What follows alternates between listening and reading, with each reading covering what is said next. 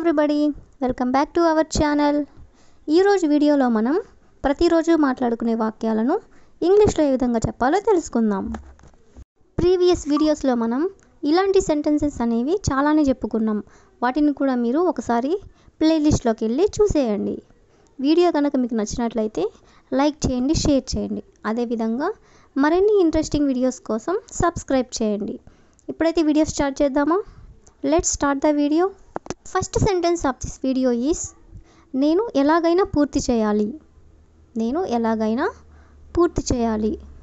జనరల్గా మనం ఏదైనా పని పూర్తి చేయాలి అనుకున్నప్పుడు ఇలా అంటూ ఉంటాం కదా, నేను ఈ పని పూర్తి చేయాలి అని.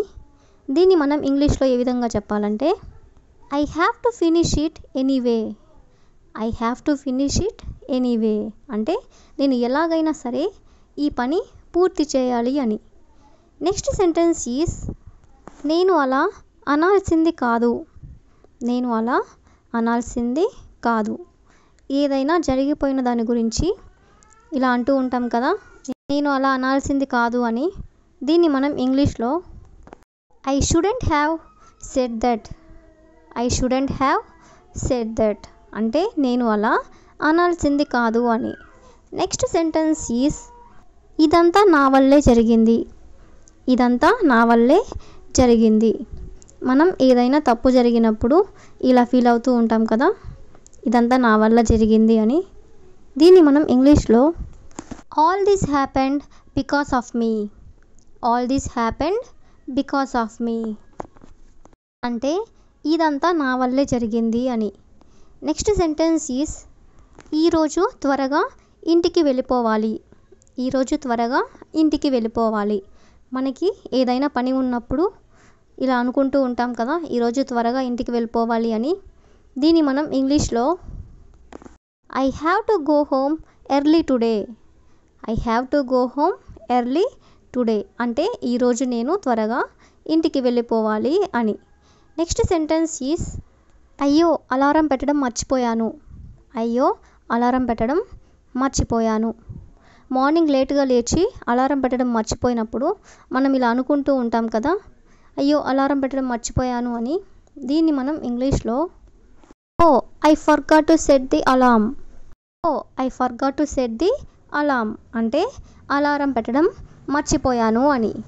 నెక్స్ట్ సెంటెన్స్ ఈస్ నాకు ఒక ఇల్లు ఉంటే బాగుండేది. నాకు ఒక ఇల్లు ఉంటే బాగుండేది.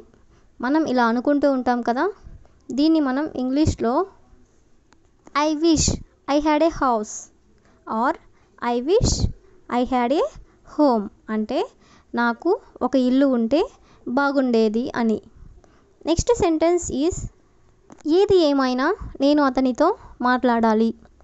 ఏది ఏమైనా నేను అతనితో మాట్లాడాలి.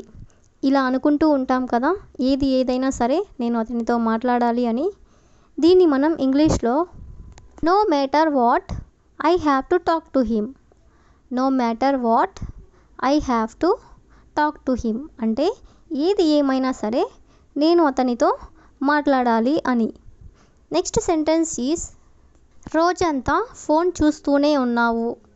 రోజంతా ఫోన్ చూస్తూనే ఉన్నావు. మనం ఇలా అంటూ ఉంటాం కదా, దీన్ని మనం ఇంగ్లీష్లో you are looking at the phone all day. You are looking at the phone all day అంటే రోజంతా నువ్వు ఫోన్ చూస్తూనే ఉన్నావు అని. నెక్స్ట్ సెంటెన్స్ ఈస్ హోంవర్క్ చేయకుండా ఏం చేస్తున్నావు. హోంవర్క్ చేయకుండా ఏం చేస్తున్నావు. పిల్లల్ని మనం ఇలా అడుగుతూ ఉంటాం కదా, హోంవర్క్ చేయకుండా ఏం చేస్తున్నావు అని. దీన్ని మనం ఇంగ్లీష్లో what are you doing without doing your homework. What are you doing without doing your homework అంటే నువ్వు నీ హోంవర్క్ చేయకుండా ఏం చేస్తున్నావు అని. నెక్స్ట్ సెంటెన్స్ ఈస్ పరిగెత్తుకుంటూ రావద్దు. పరిగెత్తుకుంటూ రావద్దు. పిల్లలతో మనం తరచుగా ఇలా చెప్తూ ఉంటాం కదా, పరిగెత్తుకుంటూ రావద్దు అని. దీన్ని మనం ఇంగ్లీష్లో don't come running. Don't come running అంటే పరిగెత్తుకుంటూ రావద్దు అని. నెక్స్ట్ సెంటెన్స్ ఈస్ కింద పడింది తినకు. కింద పడింది తినకు. పిల్లలతో మనం ఇలా చెప్తూ ఉంటాం కదా, కింద పడిన ఫుడ్ తినకు అని. దీన్ని మనం ఇంగ్లీష్లో do not eat the food that has fallen down. Do not eat the food that has fallen down అంటే కింద పడిన ఫుడ్ తినకు అని. నెక్స్ట్ సెంటెన్స్ ఈజ్ ఎందుకు పగలగొట్టావు. ఎందుకు పగలగొట్టావు. జనరల్గా పిల్లలు ఏదో ఒక వస్తువుని విరగ్గొడుతూ ఉంటారు కదా, అప్పుడు మనం ఇలా అంటూ ఉంటాం. దీన్ని మనం ఇంగ్లీష్లో why did you break it. Why did you break it అంటే ఎందుకు పగలగొట్టావు అని. నెక్స్ట్ సెంటెన్స్ ఈజ్ నాకు నీరసంగా ఉంది. నాకు నీరసంగా ఉంది. మనకి హెల్త్ బాగాలేనప్పుడు మనం ఇలా చెప్తూ ఉంటాం కదా, నాకు నీరసంగా ఉంది అని. దీన్ని మనం ఇంగ్లీష్లో I am feeling dull. I am feeling dull అంటే నాకు నీరసంగా ఉంది అని. నెక్స్ట్ సెంటెన్స్ ఈజ్ అది నాకు మసకగా కనిపిస్తుంది. అది నాకు మసకగా కనిపిస్తుంది. దూరంగా ఉన్న వస్తువులు మనకి సరిగా కనిపించనప్పుడు మనం ఇలా చెప్తూ ఉంటాం కదా, దీన్ని మనం ఇంగ్లీష్లో that looks blurry to me. That looks blurry to me అంటే అది నాకు మసకగా కనిపిస్తుంది అని. నెక్స్ట్ సెంటెన్స్ ఈజ్ నాకు ఏం చెప్పాలో తెలియడం లేదు. నాకు ఏం చెప్పాలో తెలియడం లేదు. ఈ సెంటెన్స్ని మనం ఇంగ్లీష్లో ఏ విధంగా చెప్పాలంటే I just don't know what to say. I just don't know what to say అంటే నాకు ఏం చెప్పాలో తెలియడం లేదు అని. నెక్స్ట్ సెంటెన్స్ ఈజ్ నా మొబైల్ డేటా అయిపోయింది. నా మొబైల్ డేటా అయిపోయింది. ఈ సెంటెన్స్ని చాలామంది యూజ్ చేస్తూ ఉంటారు. లైక్ నా మొబైల్ డేటా అయిపోయింది లేదా నా నెట్వర్క్ అయిపోయింది అని ఈ విధంగా అంటూ ఉంటారు కదా. దీన్ని మనం ఇంగ్లీష్లో I ran out of my mobile data. I ran out of my mobile data అంటే నా మొబైల్ డేటా అయిపోయింది అని. The last sentence of this video is నాకు బిర్యానీ తినాలనిపిస్తుంది. నాకు బిర్యానీ తినాలనిపిస్తుంది. అనిపిస్తుంది అనే సెంటెన్సెస్ని మనం ఇంగ్లీష్లో చెప్పాలనుకున్నప్పుడు లైక్ తినాలనిపిస్తుంది, తాగాలనిపిస్తుంది, వెళ్ళాలనిపిస్తుంది, like that.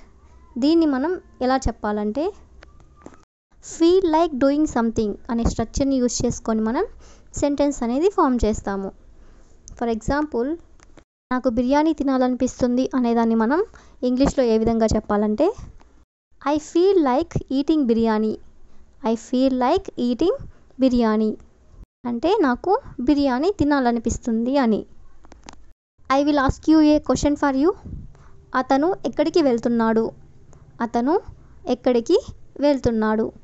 If you know this sentence in English, you can comment in the comment section.